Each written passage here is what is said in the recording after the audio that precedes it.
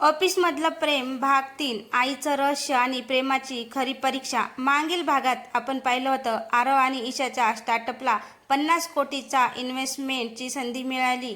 त्याच वेळी ईशाच्या आईचा फोन आला. लगेच घरी ये, तुझ्या बाबाबद्दल अजून एक मोठं सत्य सांगायचं आहे. आता बघू पुढे. ईशाचं हृदय जोरजोरात धडधडत होतं. ती आणि आरव ताबडतोब तिच्या घरी पोहोचले. घराचं दार उघडताच तिला जाणवलं आई खूप रडलेली होती. टेबलावर एक जुनी लाकडी पेटी ठेवली होती. आई काय झालं? आई काय झालं? ईशाने घाबरत विचारलं. आईने थरथरत्या हाताने पेटी उघडली. आत एक जुना फोटो, काही कागदपत्र आणि एक चांदीचा पेन होता. ईशा दचकली. हे बाबाचा पेन आहे. आईच्या डोळ्यात अश्रू आले. हो, आणि हे पेन त्यांनी शेवटच्या दिवशी मला दिलं होतं. ती पुढे म्हणाली, तुझे बाबा फक्त निर्दोष नव्हते, त्यांनी मेहता कंपनी वाचवण्यासाठी स्वतःवर खोटा आरोप घेतला होता. आरव स्तब्ध झाला. काय? आईने एक पत्र बाहेर काढलं. हे विजयने मला लिहिलं होतं. ईशाने पत्र उघडलं. त्यात लिहिलं होतं, जर कधी माझं नाव खराब झालं तरी ईशाला सांगू नको की मी कोणासाठी बलिदान दिलं. तिला द्वेषात वाढू देऊ नको. ईशा रडू लागली. पण पत्राच्या शेवटी एक ओळ होती ज्याने सगळ्यांना हादरवून टाकलं. खरा दोषी मेहता ग्रुपमधला कर्मचारी नव्हता, तो कंपनीच्या भागीदारापैकी एक होता. आरवच्या चेहऱ्यावरचा रंग उडाला. भागीदार म्हणजे? आईने हळू आवाजात नाव घेतलं. कपूर ग्रुप. कपूर ग्रुप म्हणजेच रियाच्या कुटुंबाचा त्या घोटाळ्याशी संबंध होता. ईशा आणि आरव एकमेकांकडे पाहू लागले. आता सगळं वेगळ्या दिशेने जात होतं. रियाचं कुटुंब, जुनं प्रकरण, विजय देशमुखाचं बलिदान, सगळे धागे एकत्र जोडले जात होते. आरव गंभीर आवाजात म्हणाला, जर हे खरं असेल तर तुझ्या बाबांनी माझ्या कुटुंबालाही वाचवलं आहे. ईशाच्या डोळ्यात वेदना होती. माझ्या बाबांनी सगळ्यासाठी स्वतःचं आयुष्य दिलं आणि त्यांना बदनाम होऊन जगावं लागलं. तेवढ्यात दरवाजावर टक टक बाहेर रिया उभी होती. तिचे डोळे सुजलेले होते. मला आत येऊ देशील का? ईशा गोंधळली, पण तिने मान हलवली. रिया आत आली आणि थेट ईशासमोर उभी राहिली. मला सगळं कळलं आहे. मला सगळं कळलं आहे. तिने एक फाईल पुढे केली. ही माझ्या बाबांचे जुने डॉक्युमेंटची कॉपी आहे. आरवने फाईल उघडली.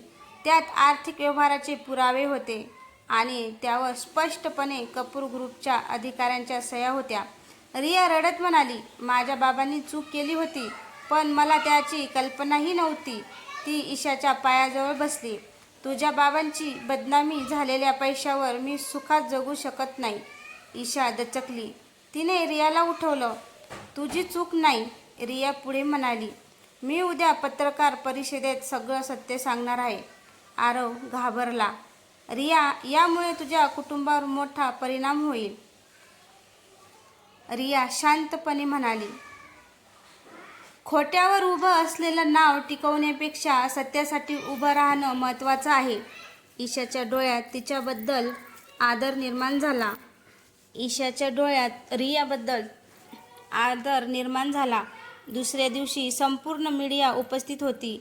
रिया मंचावर उभी होती. कॅमेरे, पत्रकार, लाईव्ह प्रसारण. तिने खोल श्वास घेतला आणि म्हणाली, 7 वर्षापूर्वी विजय देशमुखावर टाकलेला आरोप चुकीचा होता. माझ्या कुटुंबाच्या व्यवसायाशी संबंधित लोक त्या प्रकरणात सहभागी होते. संपूर्ण सभागृहात खळबळ उडाली. ही बातमी काही तासात सर्वत्र पसरली. विजय देशमुखाचं नाव अधिकृतपणे स्वच्छ घोषित करण्यात आलं.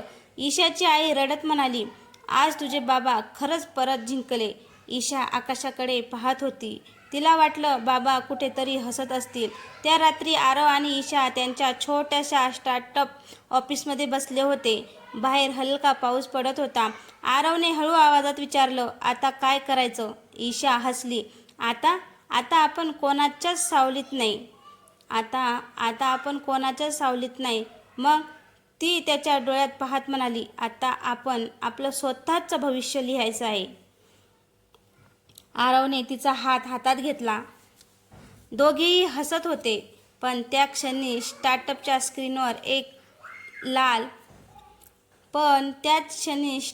स्क्रीनवर एक लाल नोटिफिकेशन चमकलं. अत्यावश्यक सूचना, कानूनी आपत्ती के कारण निवेश सौदा रोक दिया गया है. आरवचा चेहरा गंभीर झाला. ईशा थपकली. 50 कोटीची संधी हातातून जाणार होती का? आणि हे लीगल ऑब्जेक्शन नेमकं कुणी दाखल केलं होतं? स्क्रीनवर नाव दिसलं, फील्ड बॉय रोहन कपूर, रियाचा मोठा भाऊ. आरवने लगेच रोहनला फोन केला. काही क्षणांनी कॉल लागला. रोहन शांत आवाजात म्हणाला, तुम्हाला वाटतं सत्य बाहेर आलं आणि सगळं संपलं? हा फक्त खेळाचा पहिला डाव होता. ईशा रागाने म्हणाली, तू आमच्या स्टार्टअपवर सूड घेतोय. रोहन हसला. सूड नाही, संरक्षण. माझ्या कुटुंबाचं नाव, आमची कंपनी आणि काही लोक अजूनही या प्रकरणात अडकलेले आहेत. दुसऱ्या दिवशी इन्व्हेस्टर्सनी इमर्जन्सी मीटिंग बोलावली. त्यांनी सांगितलं की लीगल ऑब्जेक्शन क्लिअर होईपर्यंत 50 कोटीची डील होल्डवर राहील. छोट्या स्टार्टअपसाठी हा मोठा धक्का होता. ईशा निराश होऊन म्हणाली, कदाचित माझ्यामुळे तुझं स्वप्न अडकलं. आरवने तिचा हात घट्ट धरला. तू माझं स्वप्न नाही अडवलंस, तू मला ते स्वप्न लढून जिंकायला शिकवलंस. त्या रात्री ऑफिसमध्ये फक्त 2च दिवे चालू होते. पावसाचा आवाज येत होता. ईशा खिडकीत उभी होती. आरव तिच्या मागे येऊन शांतपणे म्हणाला, जग आपल्या विरुद्ध गेलं तरी मी तुझ्या बाजूला उभा राहीन. ईशाच्या डोळ्यात अश्रू आले. तेवढ्यात तिच्या मेलवर एक गुप्त डॉक्युमेंट आला. सब्जेक्ट होता, विजय देशमुख. फाईल उघडताच दोघेही थरथरले. त्यात रोहन कपूरच्या सहीसह एक डॉक्युमेंट होता, ज्यावर तारीख होती. घोटाळा उघड होण्याचा फक्त 1 दिवस आधी. रोहन खरंच शत्रू होता का, की तो कुणाला वाचवण्याचा प्रयत्न करत होता? ईशा आणि आरवला रोहन कपूरच्या सहीसह एक गुप्त डॉक्युमेंट सापडलं होतं. त्या डॉक्युमेंटमुळे जुन्या घोटाळ्याचं सत्य अजून खोल असल्याचं स्पष्ट झालं होतं. आता दोघांनाही समजलं होतं की ही फक्त बिझनेसची लढाई राहिलेली नाही, तर त्यांच्या प्रेमाची, कुटुंबाची आणि भविष्याची खरी परीक्षा सुरू झाली आहे. दुसऱ्या दिवशी सकाळी आरव आणि ईशा थेट त्यांच्या वकिलाकडे गेले. वकिलाने डॉक्युमेंट काळजीपूर्वक तपासलं आणि गंभीर आवाजात म्हणाला, ही सही खरी असेल तर रोहनला सगळं माहिती होतं. पण एक गोष्ट विचित्र आहे, त्याने हे पेपर घोटाळा उघड होण्याच्या 1 दिवस आधी साईन केलं आहे. म्हणजे तो दोषी असू शकतो किंवा तो कुणाला वाचवण्याचा प्रयत्न करत होता. हे ऐकताच ईशाच्या मनात नवे प्रश्न निर्माण झाले. तिला वाटत होतं की रियाने सत्य कबूल केलं, मग रोहन अजूनही त्यांच्या विरुद्ध का उभा आहे? तेवढ्यात आरवच्या फोनवर नवीन नंबरवरून कॉल आला. समोरून रोहनचा आवाज होता. तो शांतपणे धोकादायक वाटत होता. जर तुम्हाला खरं सत्य जाणून घ्यायचं असेल तर आज रात्री जुन्या मेहता हाऊसमध्ये या. पण लक्षात ठेवा, तिथे जे पाहाल ते तुमचं आयुष्य कायमचं बदलून टाकेल. कॉल कट झाला. ईशा घाबरली.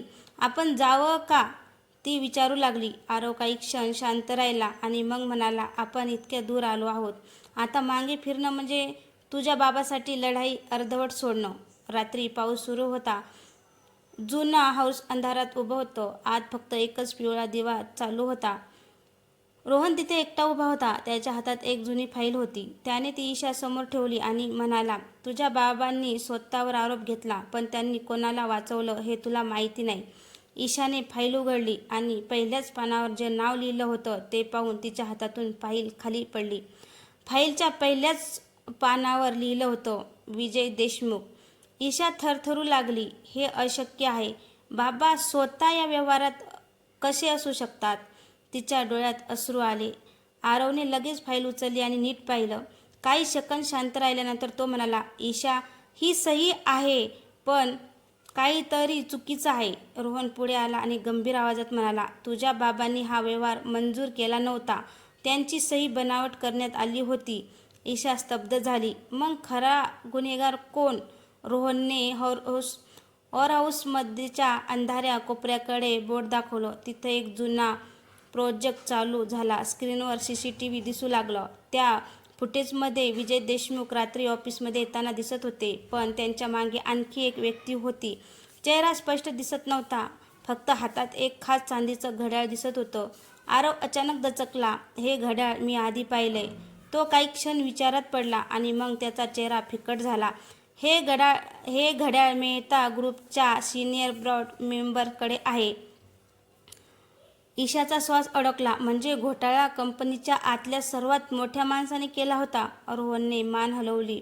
हो, आणि तुझ्या बाबांनी त्याचं नाव बाहेर येऊ नये म्हणून स्वतःवर आरोप घेतला. ईशा रडू लागली. बाबांनी असं का केलं? रोहन शांतपणे म्हणाला. कारण त्या माणसाकडे अनेक कुटुंबाचं भविष्य होतं. जर तो तुरुंगात गेला असता तर हजारो कर्मचारी बेरोजगार झाले असते. विजय देशमुखांनी स्वतःची प्रतिष्ठा गमावली, पण हजारो घर वाचवली. हे ऐकताच आरवच्या डोळ्यात आदर आणि वेदना दोन्ही दिसू लागले. त्याने ईशाचा हात घट्ट धरला. तुझे बाबा गुन्हेगार नव्हते, ते नायक होते. ईशा त्याच्या मिठीत रडत उभी राहिली. पण त्या क्षणी हाऊसचं मुख्य द्वार जोरात बंद झालं. बाहेर कोणीतरी कुलूप लावलं होतं. दिवे एकामागून एक बंद होऊ लागले. अंधारात फक्त प्रोजेक्टचा प्रकाश उरला होता. अचानक स्पीकरमधून एक आवाज घुमला. जुनी सत्य उकरण्याची किंमत खूप मोठी असते. आरव आणि रोहन दाराकडे धावले, पण ते उघडत नव्हतं. ईशाने मागे वळून पाहिलं आणि च्या स्क्रीनवर आता एक नवीन फोटो दिसत होता. आरव आणि ईशाचा नेक्स्ट टार्गेट. आरव आणि ईशा. अंधारात ईशाचा हात थरथरत होता. आरवने लगेच तिचा हात घट्ट पकडला. मी आहे तुझ्यासोबत, तो हळू आवाजात म्हणाला. रोहन मागच्या बाजूला गेला आणि भिंतीजवळ एक इमर्जन्सी स्विच शोधू लागला. काही क्षणांनी हलका प्रकाश लागला, पण त्याच वेळी प्रोजेक्टवर नवीन व्हिडिओ सुरू झाला. स्क्रीनवर विजय देशमुख दिसत होते. त्यांचा चेहरा थकलेला होता, जणू त्यांनी हा व्हिडिओ कोणाला तरी वाचवण्यासाठी रेकॉर्ड केला होता. जर हा व्हिडिओ ईशापर्यंत पोहोचला असेल तर समज की सत्य लपवणारे लोक अजूनही शक्तिशाली आहेत. ईशाच्या डोळ्यातून अश्रू वाहू लागले. ती स्क्रीनकडे बघतच राहिली. व्हिडिओमध्ये विजय पुढे म्हणत होते. मी स्वतःवर आरोप घेतला कारण माझ्याकडे दुसरा पर्याय नव्हता. पण एक व्यक्ती आहे जी सर्व पुरावे नष्ट करू इच्छिते. तिचं नाव मी या हाऊसमध्ये लपवलं आहे. आरव दचकला. म्हणजे इथे अजून काही आहे? रोहनने हाऊसच्या जुन्या कपाटाकडे लक्ष दिलं. कपाटाच्या आत एक लहान लोखंडी बॉक्स होता. त्यावर पासपोर्ट लॉक होतं. पासपोर्ट काय असेल? ईशा विचारू लागली. आरव काही क्षण विचारात पडला. मग त्याला विजय देशमुखाचं चांदीचं पेन आठवला. त्यावर कोरलेली तारीख होती. त्याने तो पासपोर्ट टाकला. क्लिक बॉक्स उघडला. आत एक पेनड्राईव्ह आणि एक जुना फोटो होता. फोटो पाहताच रोहनच्या चेहऱ्याचा रंग उडाला. हे शक्य नाही.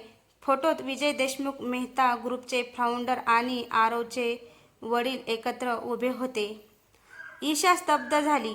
आरव, तुझे बाबा या प्रकरणात होते? आरवचा श्वास अडकला. माझे बाबा तर वर्षापूर्वी परदेशात गेले, रोहन गंभीर आवाजात म्हणाला. ते परदेशात गेलेच नव्हते, त्यांना गायब करण्यात आलं होतं. ईशा आणि आरव दोघेही हादरले. पेनड्राईव्ह लॅपटॉपला जोडताच एक फाईल उघडली. त्यात अकाउंट आणि बोर्ड मीटिंगचे सिक्रेट रेकॉर्डिंग होते. पण शेवटच्या रेकॉर्डिंगमध्ये एक आवाज स्पष्ट ऐकू आला. विजय सत्य बाहेर आणेल, त्याला थांबवावं लागेल. ईशाच्या अंगावर काटा आला. हा आवाज मी आधी ऐकलाय.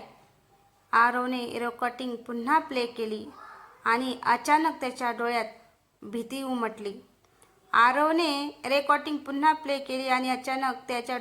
उमटली.